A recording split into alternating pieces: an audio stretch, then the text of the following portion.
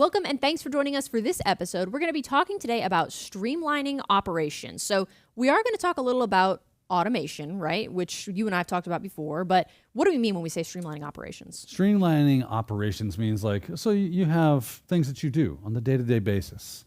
And a lot of people kind of figure out their job as they go, and then new people come in and we have to give them more and they're doing things, but there's usually inefficiencies in these processes, right? We have a tool that we use and it's great, but then I got to go to this tool to do this thing because that tool doesn't do that. And then I got to go over to this tool because it does something completely different than that.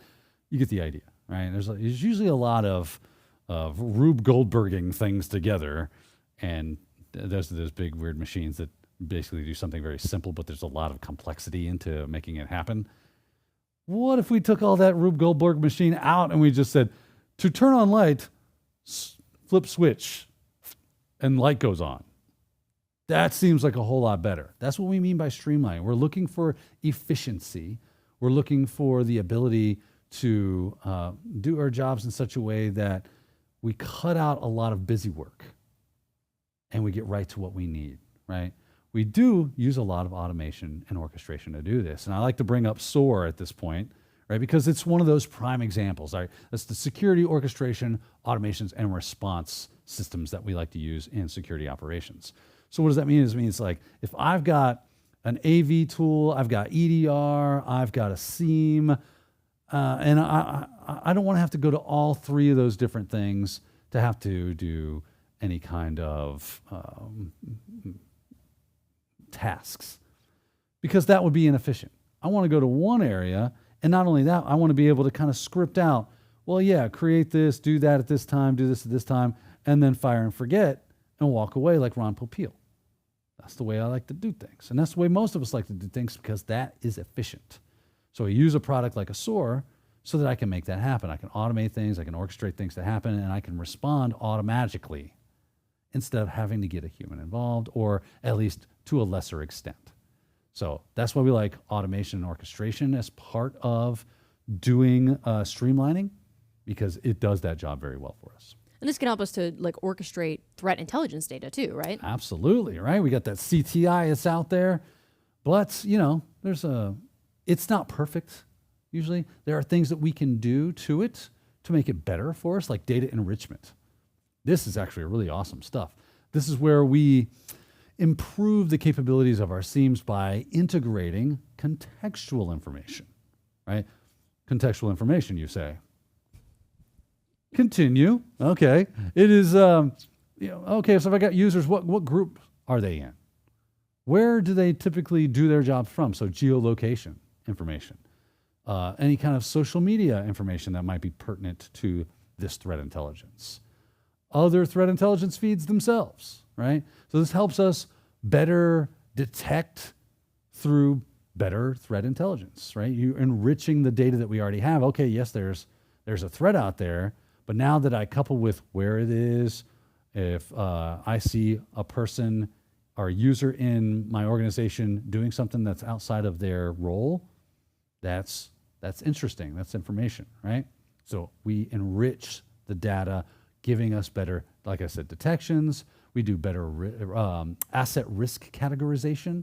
So is this server more sensitive than that server? Is this user more of a risk than that user? Is this operation less efficient than that one? We can help figure that out through that data enrichment. Also helps us prioritize our alerts much more efficiently. Okay, so I've received an alert. Where do I put that on my list of things to do today? Is that a big a deal, or is that like a, oh no, get everyone involved kind of deal? Get everybody in the room because it's about to get crazy. So that's what we're talking about. What data enrichment is, it just improves those SIEMs capabilities to by integrating that contextual information. So there's also the idea of threat feed combination. So would this be like you've got multiple threat feeds and you want to, basically you're streamlining, right? That's it. That's exactly right. Because if I've got a bunch of different threat feeds, so if Sophia, you're giving me CTI and you're giving me CTI, well, I got to go to Sophia. Okay, what CTI do you got for me today? And you tell me. And I go, ooh, look at this. This is nice.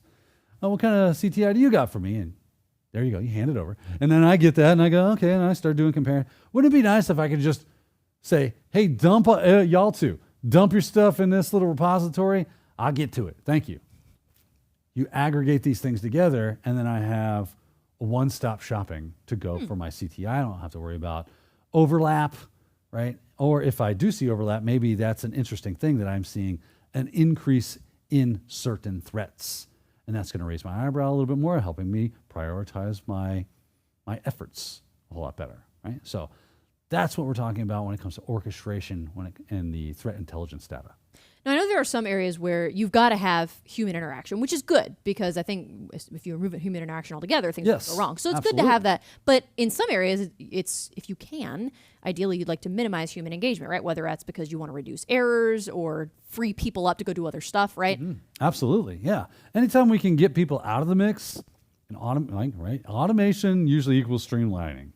And if I can remove the human element from this, it is going to most likely be much more efficient. Now, we can always have a human that's working on making the automated process much more efficient because we usually end up refactoring, seeing where we can cut more corners, increase speed, that kind of thing. But the other people that were basically doing that job that a robot is now doing, they are now free to do other things, focus more on a more difficult task. Definitely reduces the human error factor because humans aren't involved.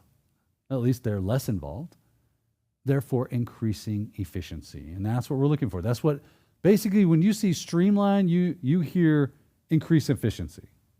We want to reduce and remove any of the clunkiness of our system, of our process, and make it as fast and efficient as possible because speed equals less time trying to stop threats, less time reacting to threats, and less time needed to get better prepared for threats, right? Okay. So that's what today's episode is all about. Hopefully that makes a whole lot of sense to you, and definitely look into data enrichment and how you can do that. How can you do threat feed combinations? If you have a SIEM, look into their data enrichment capabilities and what you can add to that CTI to make it a whole lot better for you. That to me, that's the big key takeaway today. I'm looking at some of the things in the notes here, like automation, orchestration, threat feed, combination, minimize human engagement, streamlining operations. It sounds like a Billy Joel song. It does. We didn't start the fire. No, we did not. It's always been burning. Since the world's been turning. We could do this all day. Yeah, we sure could. So I just thought that was funny. It just seemed like it reminded me of a song. Now I'm going to have that in my head. So thank you for that, Daniel. And thank you for walking us through some information about streamlining operations. And thank you for joining us for this episode. We'll see you next time.